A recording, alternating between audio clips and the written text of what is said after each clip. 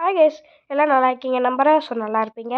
So ஏன் மான் வந்து ரோட்டு பக்கத்தில் நிற்கிது அப்படின்றது நிறைய பேர்த்துக்கு டவுட்டாக இருக்கும். ஸோ அந்த டவுட்டை கிளியர் பண்ணிக்கிட்டா. ஸோ மான்களுக்கு மினரல்ஸ் அண்ட் சால்ட் வந்து இந்த ரோட்டு பக்கத்தில் இருக்க புல்லுகளில் வந்து ஈஸியாகவே கிடைக்கும்.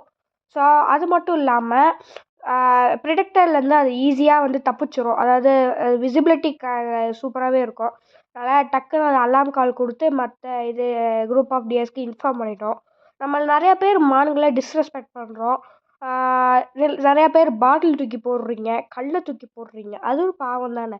அதுங்களுக்கு என்ன, வாய் பேச முடியாது, நம்மளால் பேச முடியும்.